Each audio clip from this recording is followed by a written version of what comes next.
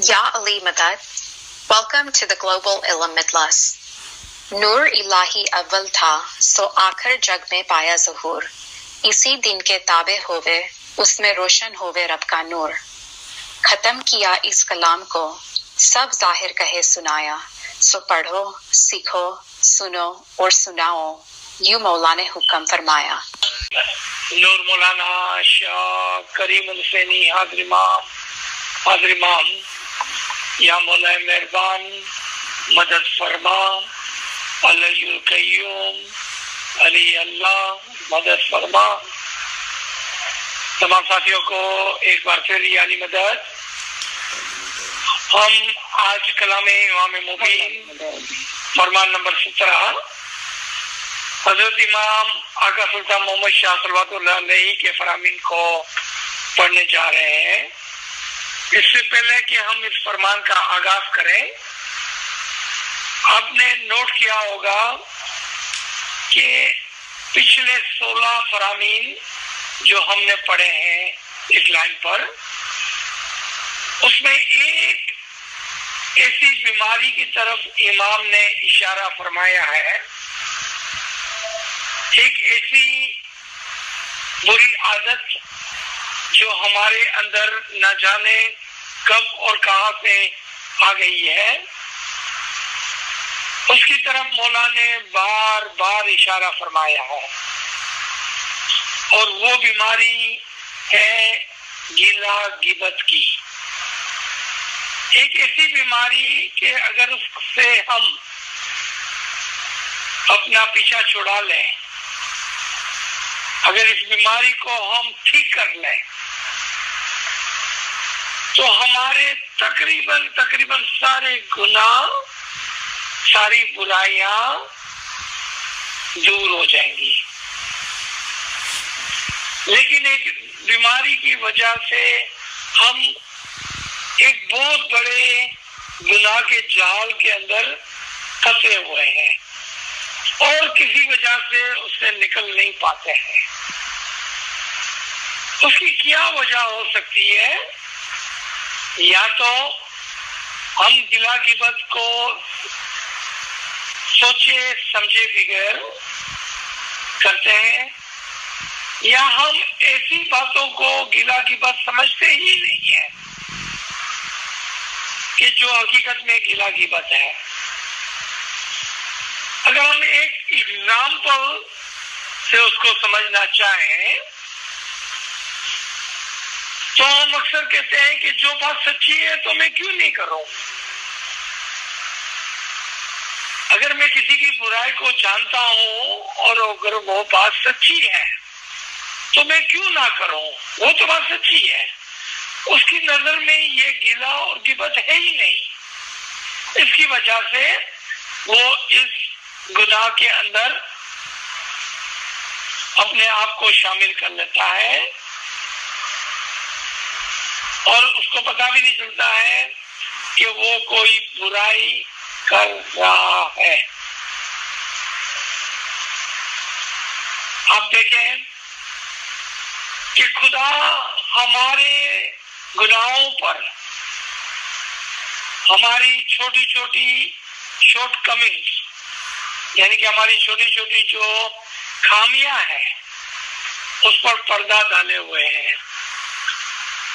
वो हमारी बुराइयों को दूसरों से रोकता है, छुपाता है।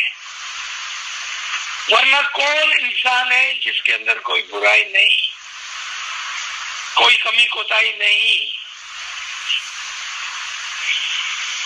लेकिन अक्सर पेशतर हम गिला गिबत के अंदर अपने आप को इन्वॉल्व करते हैं, ये कहते हुए, ये सोचते हुए, ये समझते हुए कि अगर बात सही है तो मैं क्यों ना करूं। जिसकी नाचीज एक मर्तबा इस लाइन पर मिसाल दे रहा था कि सपोज करें कि हमारी फैमिली में, हमारे फ्रेंड्स के अंदर, हमारे जमात खाने के अंदर खुदा न खास्ता हमारे कोई मुखी कामड़िया, मुखियानी कामड़ियानी, कोई वॉलंटियर कोई बहुत ही मोटा और बहुत ही बदनजर है, तो क्या हम उसको ही जाके कहते हैं कि तू कितना मोटा और कितना बदनजर है? क्योंकि ये बात दुरुस्त तो है, सच्ची तो है, क्या हम जाके बोलते हैं ऐसा? नहीं बोलते हैं। ये हमारी इंसानियत, हमारी इखलाक के खिलाफ है। तो फिर हम किसी के पीठ पीछे किस तरह से किसी की बुराई, किसी की गिला गिबत करते हैं? हुजूर सल्लल्लाहु अलैहि वसल्लम फरमाते हैं कि किसी की बुराई करना ऐसा है जैसे अपने सगे भाई के मरे हुए जिस्म से कोई गोश्त खाए। खुदा ना खास्ता कभी हम ऐसा करते हैं? हरगिज़ नहीं करते हैं। तो फिर हम किस तरह से किसी के पीठ पीछे उसकी गिला गिबत करें? और एक होता है गिला गिबत और एक होता है किसी पर इल्जाम तराशी करना। इंग्लिश में इसको स्लैंडर कहते हैं, कि किसी के ऊपर झूठा तोहमत लगाना। ये भी गिला गिबत और उससे बढ़ चढ़कर एक गुनाह है। एक मर्तबा हुजूर सल्लल्लाहु अलैहि वसल्लम के पास एक शख्स दौड़ता हुआ आया और कहने लगा, या मौला, फला फला शख्स आपके पीठ पीछे आपकी बुराई करता है, मैं आपको बताऊं वो क्या कहता है? हुजूर सल्लल्लाहु अलैहि वसल्लम ने उसको रोका और फरमाने लगे कि अगर ये बात जो तू करने जा रहा है वो दुरुस्त है तो ये उसकी गिला गिबत हो गई, और अगर ये बात दुरुस्त नहीं है तो फिर ये तोहमत हो गया। दोनों ही सूरतों में खुदा की नजर में ये एक गुनाह है। तो तुम मुझे अपने गुनाह के अंदर शामिल ना करो, मैं तुम्हारे गुनाह में इसमें शामिल नहीं होता हूँ। तुम मुझे अपने साथ इसके अंदर शामिल ना करो। तो आपने देखा कि ये एक बहुत बड़ी एक मोमिन की हकीकी एट्रीब्यूशन है, एक अच्छी आदत है कि जब कहीं पर गिला गिबत हो तो वहां से उठकर चला जाए और उसके अंदर अपने आप को शामिल ना करे। क्योंकि अगर ये गिला या गिबत है तो एक बहुत बड़ा गुनाह है, और अगर ये झूठा तोहमत है तो ये भी उससे ज्यादा बड़ा गुनाह है। और दोनों ही सूरतों में अपने आप को गुनाह से बचाना होता है। जिस तरह से पीर साहब अपने दिनान में फरमाते हैं, ज्यासी गिला गिबत थाई उठी ने चालवानो, जहां पर गिला गिबत हो वहां से उठ के चलो मेरे भाई, उसके अंदर शामिल ना हो। आए हम फरमान की तरफ चलते हैं। मौला फरमाते हैं, अल्लाहुम्मा सल्ली अला मुहम्मद व आले मोहम्मद। अमीरुल मोमिनीन मौला मुर्तजा अली ने फरमाया, मोमिन की गिबत करना ज़ना से भी ज्यादा खराब है। कुरान में भी है कि आपस में एक दूसरे में फितना करना आदमी को मारने से भी ज्यादा बड़ा गुनाह है। खुदावंद आलमीन दूसरे तमाम गुनाह बख्श देता है, लेकिन ऐसा गुनाह नहीं बख्शता। अगर एक दूसरे के पैसे खा गए तो भी नहीं बख्शेगा। अगर ऐसे पैसे खुदा की राह में खर्च करोगे तो भी कुछ फायदा नहीं। जिसके पैसे खाए हैं उसके पास जाकर बख्शवाओगे तो माफ होगे। खुदावंद ताला ने ये हक इंसान को बख्शा है। खुदावंद आलमीन रहम और रहमी है, वो अपना हक बख्शता है, लेकिन पराया यानी दूसरे का माल नहीं बख्शता। इसलिए तुम ख्याल करो कि खुदा के पास इंसाफ है तो वो दूसरे का माल कैसे बख्शेगा। जिससे कर्ज लिया वो बख्शे, तभी बख्शना होता है। किसी का उधार लेकर उसको वापस कर देना और ध्यान रखना कि पराया माल ना खाया जाए, उसका गुनाह नहीं। ये भी अच्छा नहीं कि दूसरे के बुरे गुनाह हो। फिर ऐसे काम ना करना कि जिसमें कोई हमारी गिबत करे। तुम उसका भी ध्यान रखना कि किसी का माल ना खाया जाए, इस बात का ख्याल रखना। बहुत ख्याल रखने के बावजूद भी कभी शैतान मैलून इंसान को फर्क दे देता है। जो कोई उधार ले हुए पैसे खा जाए और वापस ना करे तो ये बड़ा गुनाह है। लेकिन जिसके पास से उधार लिया हो वो माफ कर दे तो माफ होगे। तो जमात अगर आपस में एक दूसरे से उधार पैसे लो और अगर वापस ना कर सको तो माफ करवा लेना। इसी तरह आपस में बख्शवा लेना। हमेशा खुदा की रहमत का शुक्र अदा करना। अगर खुदा का शुक्र अदा करोगे तो ज्यादा देगा। खुदावंद ताला जिसको माल दे तो वो शुक्र करे। इसी तरह से खुदावंद ताला उसको ज्यादा देगा। इंसान की बंदगी अच्छी तरह करे तो खुदा उसको दुनिया में अच्छा बदला देगा और उसकी जबान और करामत अच्छी चले। पूरी दुनिया की लिज्जत से दूर रहे, ऐसे रोजा रखे तो बातिनी आंख और कान खोले। इंसान के पास ऐसी कुदरत नहीं कि वो आदमी को पैदा कर सके, लेकिन इस तरह देखे जिससे खुदा के भेद और करामत का इल्म हो। यहाँ तक हम एक सेकंड के लिए रोक कर तवज्जो देते हैं कि कौन कौन से गुनाह है जो खुदावंद ताला माफ नहीं करता है। किसी की बुराई करना, किसी की गिला गिबत करना, किसी का माल खा जाना और फिर माफी ना मांगना। ये वो अमाल है जो मौला फरमाते हैं कि अगर तुमने कर लिए हैं तो तुम उस शख्स से जाकर माफी मांगो।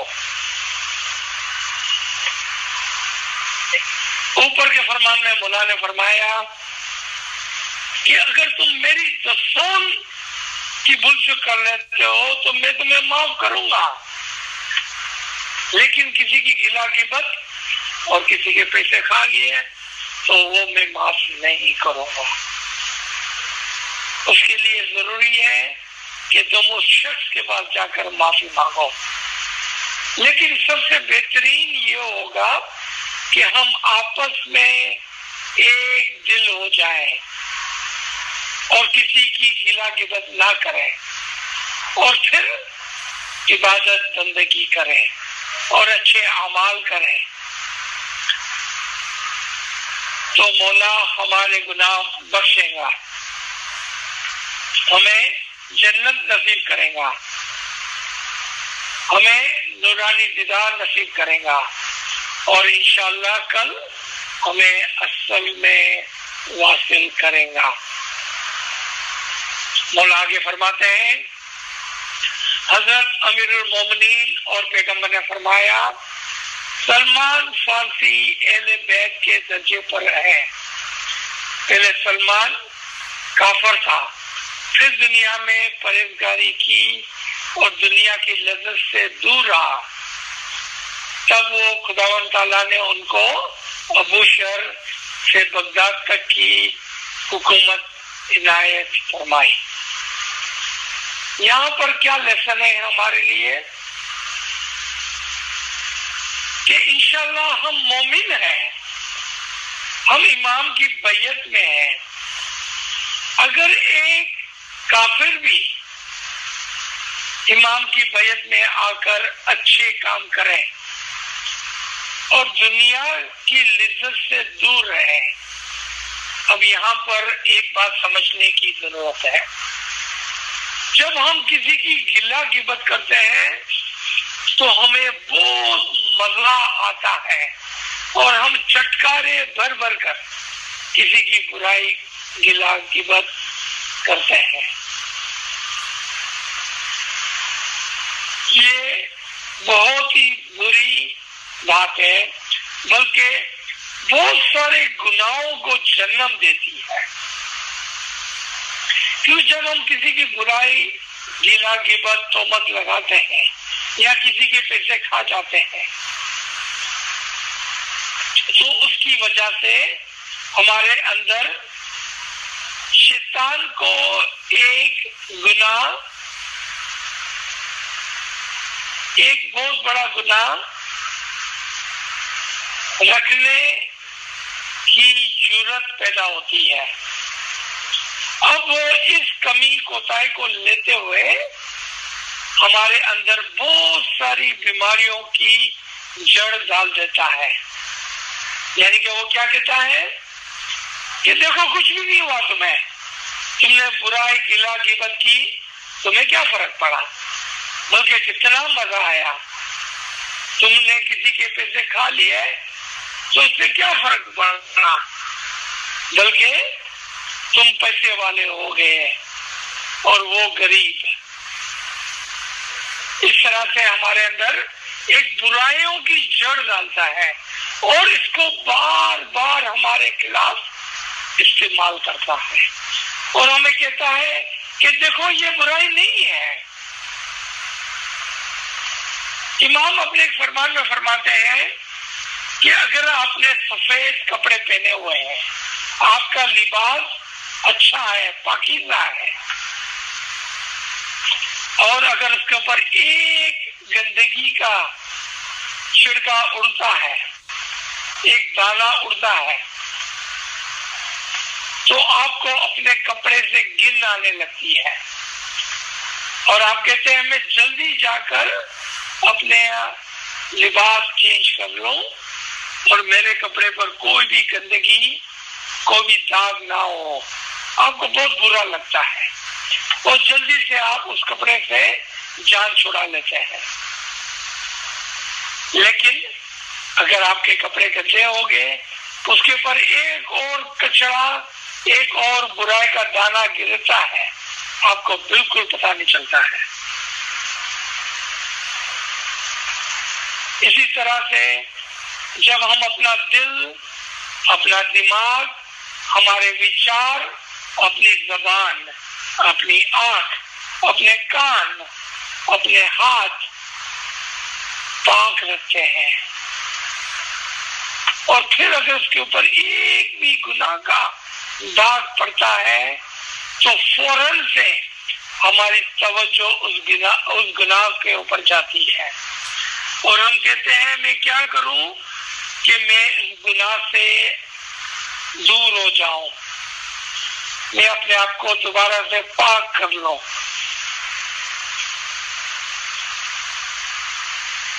वरना हमारे गुनाहों का बोझ हम पर चढ़ता चला जाता है और हमें पता भी नहीं चलता है, हमें पता भी नहीं चलता है। इसीलिए मौलाना फरमाया कि ये गुनाह किसी को कत्ल करने से बड़ा है, क्योंकि जब हम किसी को मारते हैं, किसी को कत्ल करते हैं, तो कम से कम हमें पता तो होता है कि हमने कौन सा गुनाह किया। जबकि हम गिला गिबत और तोहमत के अंदर ऐसे मशगूल हो जाते हैं कि हमें पता भी नहीं चलता कि हम किसी गुनाह के अंदर शामिल हो गए हैं। मौला आगे फरमाते हैं कि अगर आप सलमान फारसी जैसे बनना चाहते हैं, अहले बैत में से होना चाहते हैं, तो आप परहेजगार बन जाए और दुनिया की लिज्जत को अपने दिल से निकाल दें, गुनाहों से दूर हो जाए,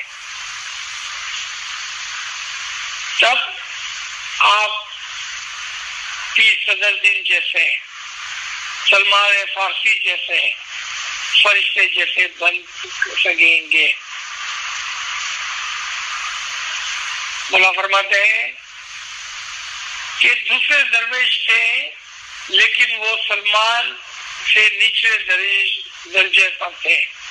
हज़रत अमीरुल मोमिनीन ने फरमाया, पैगंबर जब दुनिया के काफिरों के पास गए तब 70 लोगों ने कबूल किया और कौल दिया, उनमें से सलमान वगैरह सिर्फ 4 लोग बहश्त में जाएंगे और बाकी सब दोज़ख में, क्योंकि उन्होंने पैगंबर और मौला अली को दिया हुआ कौल तोड़ दिया। हमने भी इमाम को एक बैयत दी है, एक कौल दिया है। वो कौल किया है कि या मौला, हम हर हमेशा तेरे फरमान पर चलेंगे, हम कभी भी कोई बुराई नहीं करेंगे, किसी की गिला गिबत नहीं करेंगे। ये वादा करके हम बैयत लेते हैं, ये वादा करके हम बैयत लेते हैं। पैगंबर फरमाते हैं, जिसको बहश्त चाहिए वो हमारा पंजा ले और दीन के रास्ते पर जंग करे, यानी कि वो हमारी बैयत करे और अपने शैतान के साथ दीन के रास्ते पर जंग करे। क्योंकि आज हमारी जंग हमारे नफ्से अमारा के खिलाफ है, अपने शैतान के खिलाफ है, बुराइयों के खिलाफ है। आज और कोई जंग नहीं, बल्कि अपने ही नफ्स और शैतान के खिलाफ हमें जंग करनी है। जब हम इमाम के बैयत के अंदर है तो ऐसा है जैसा हमने उनके हाथ पर, उनके पंजे पर बैयत की। आगे मौला फरमाते हैं कि तुम भी शिके में मादर में कौल देकर आए हो। उन शासक लोगों ने जब कौल दिया, यानी कि काफिरों ने, तब उनके पहले के गुनाह माफ हो गए, लेकिन बाद में कौल तोड़कर गुनाह किए, इससे दोज़ख में गए। तो जब जब हम छांटा लेते हैं, जब जब हम कौल लेते हैं, जब जब हम जमात में आकर है जिंदा कहते हैं, हम इमाम के हाथ पर एक बैयत करते हैं और इंशाअल्लाह हमारे पिछले तमाम गुनाह माफ हो जाते हैं। लेकिन इसके बाद अगर हमने गुनाह किए तो वो गुनाह जो दूसरों के गुनाह है वो माफ नहीं होते हैं, वो माफ नहीं होते हैं। तो फिर हम कहाँ जाएंगे, वो हमको खुद को सोचना है। मौला फरमाते हैं आगे, लेकिन बाद में कौल तोड़ोगे तो गुनाह किए इसलिए दोज़ख में गए। हजरत ईसा ने फरमाया, खलकत में अच्छे से अच्छा वो भी एक दिन में 7 मरतबा गुनाह करता है। तुमसे पूछते हैं कि जो ज्यादा धर्म करते हो और आखिरत में उसके गुनाह बढ़ जाते हैं, उसकी क्या वजह है? मौला पूछते हैं, मैं आपसे पूछता हूँ कि आप धर्म में तो बहुत अच्छे काम करते हो, हम बेचारे हम न्यास पीते हैं, दुआ पढ़ते हैं, दस्तौर डालते हैं, इबादत करते हैं, तमाम मजालिस में नाम लिखवाकर मजालिस में हाजिर होते हैं, छाटा कराते हैं। फिर क्या वजह है कि आखिर में जाकर हमारे गुनाह बढ़ जाते हैं? अगर मैं आपसे पूछूं और आप अपने आप से पूछें तो एक जवाब हमारे सामने आता है। पता वो क्या है? कि हम अपनी गीला गिबत की बुरी आदत को नहीं छोड़ पाते हैं। इस वजह से हमारे गुनाह बढ़ जाते हैं। कभी हम जानबूझ के गिला गिबत करते हैं, नोइंगली, कभी अनजाने में गिला गिबत करते हैं, क्योंकि हमें पता ही नहीं है कि क्या गिला है, क्या गिबत है और क्या तोहमत है। फिर मौला ने फरमाया कि इसकी वजह बताते हुए जो अच्छे हैं और गुनाह करते हैं लेकिन उन गुनाहों की तौबा नहीं करते हैं, जिसकी वजह से आखिरत में उनके गुनाह बढ़ जाते हैं। क़यामत के रोज नबी रसूल उम्मत का हाथ पकड़ेंगे, लेकिन जो नहीं पहचानते उनका हाथ नहीं पकड़ेंगे। तुम ऐसा नहीं समझना कि सारी उम्मत है, जिसने पहचाना होगा वही उम्मत है। अब ये एक बहुत बड़ा सवाल है हमारे सामने कि क्या हम इमाम की उम्मत है, हम इमाम के रूहानी बच्चे हैं? उसका दारोमदार इमाम की पहचान पर है। मौला अपने फरमान में फरमाते हैं, पहले ही फरमान में, कि एक मोमिन पर वाजिब है कि वो अपने जमाने के इमाम को पहचाने और उसको पहचान कर उसकी इबादत करे। आपने देखा कि इमाम की पहचान किस तरह से हो। क्या हमने चूंकि इस्माइली तरीके में जन्म लिया है, हमारी माँ ने हमारी बैयत करवाई है, तो हमने इमाम को पहचान लिया? नहीं। इमाम की पहचान फरमान से होती है, इल्म से होती है, आमाल से होती है, इबादत से होती है। तब मौला हमारा हाथ आखिरत में जाकर पकड़ेगा, क्योंकि हम उसके उम्मत में से होंगे, हम उसके रूहानी बच्चों में गिने जाएंगे। मौला फरमाते हैं सारी उम्मत है, जिसने पहचाना होगा वही उम्मत है। दूसरे दिन में भी अच्छे बुरे हैं, उनमें से भी अच्छे को अच्छा मकान मिलेगा। किसी के दिन को खराब नहीं कहो। खुदावंद आलमीन आदिल है, जालिम नहीं। जिसने बंदगी की होगी उनको मकान मिलेगा, वो तुम जानते हो।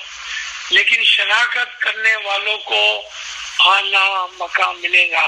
जिसने इमाम की शनाख्त की, जो इमाम शनाख्त होगा, मौला फरमाते हैं उसको आला मकाम मिलेगा। और इमाम की शनाख्त इल्म, फरमान, इबादत, बंदगी, अच्छे आमाल के बिगर मुमकिन नहीं।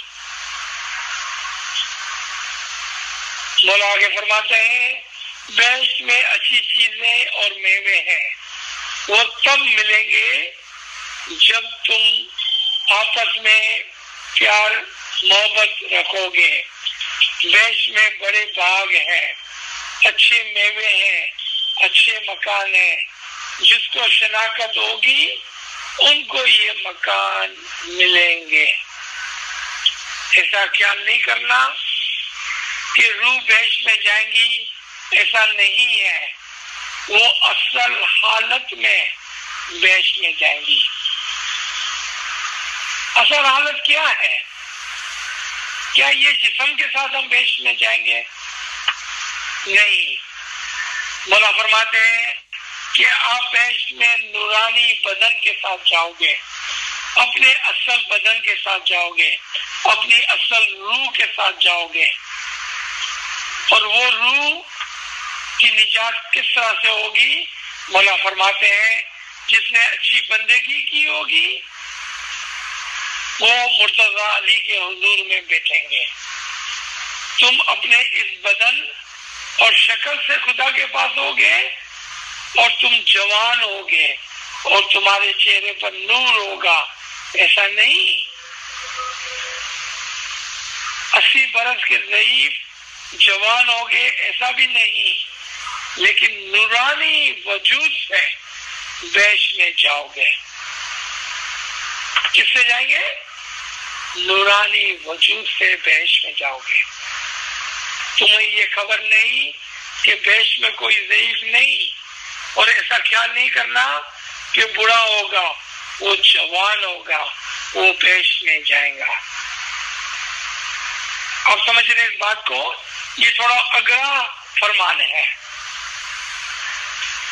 जो मोमिनीन अच्छे आमाल, अच्छी इबादत के साथ इमाम की कुर्बत हासिल करते हैं और इमाम के नूर को पाते हैं, तो वो इमाम के नूर के साथ, इमाम के साथ इस आला बेहेश्त में जाते हैं और वहां पर वो सब एक हम उम्र होते हैं और वो सब वहां पर एक ही नूर, एक ही रूह के साथ इमाम के साथ होंगे, इमाम के साथ बैठेंगे। लेकिन इसके लिए जो शराइत है वो ये है अच्छे आमाल, बुराई से दूर, गिला गिबत से दूर, इबादत बंदगी और इमाम की इल्मी शनाकत जो फरमान से हासिल हो सकती है, जो फरमान से हासिल हो सकती है। मौला आगे फरमाते हैं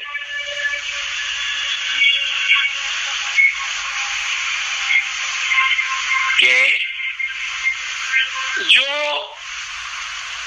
ज़ईफ नहीं, ऐसा ख्याल नहीं करना कि बूढ़ा होगा, वो जवान होगा और बेहेश्त में जाएगा। ऐसा कहते हैं कि अकल सांप जैसी होनी चाहिए और गम कबूतर जैसा होना चाहिए।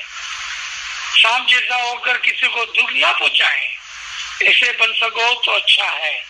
313 हकीकी एक दिल हो और सांप जैसी अकल रखकर कबूतर जैसे मासूम हो, तब ज़रूरत होगे।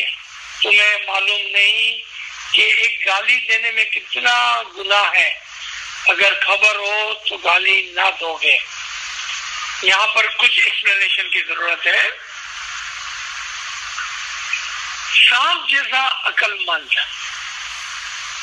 और कबूतर जैसा मासूम, क्या मतलब है उसका?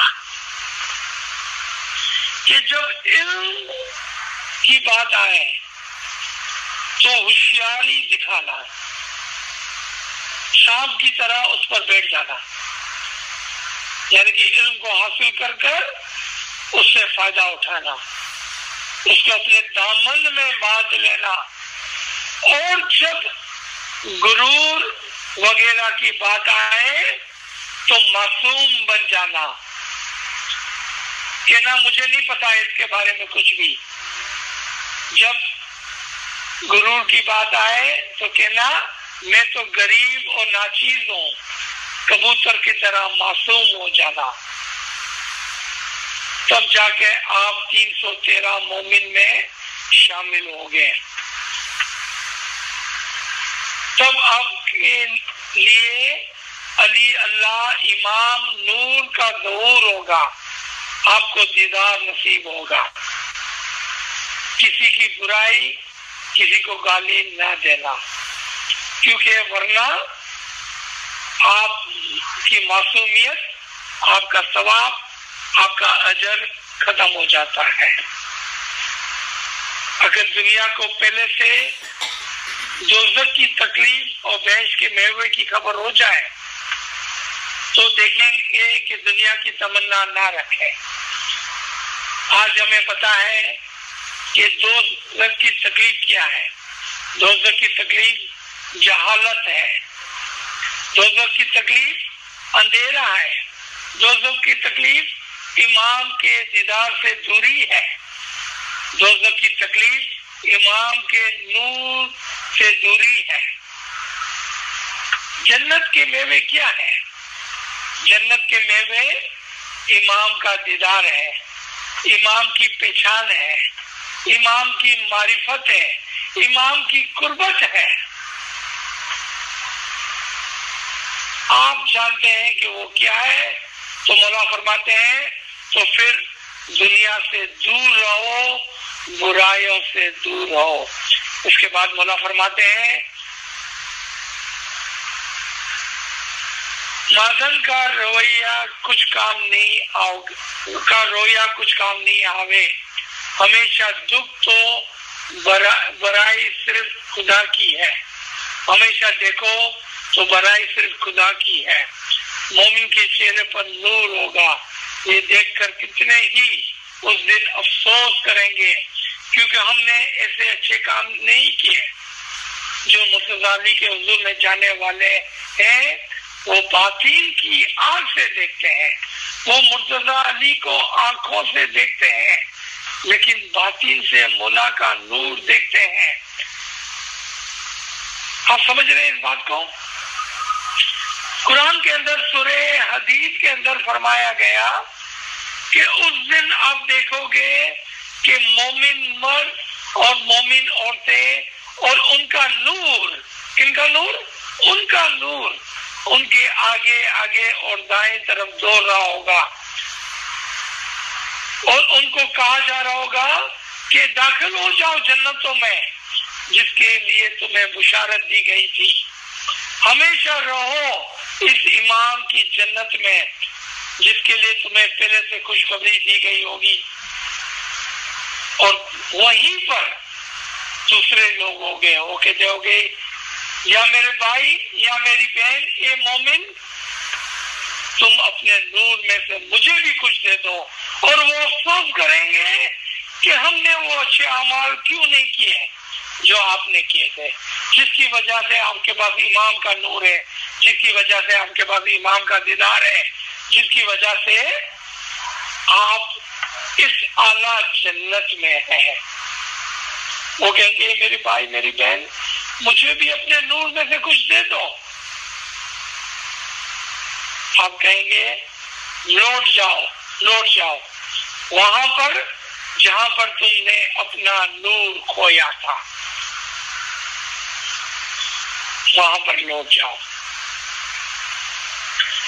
तो हम यहाँ पर रोकते हैं, इंशाअल्लाह अगर मौला का हुक्म हुआ तो हम यहीं से दोबारा आगाज करेंगे। बहुत नवाजिश, थैंक यू मुखी साहब, याली मदद, तमाम साथियों को याली मदद।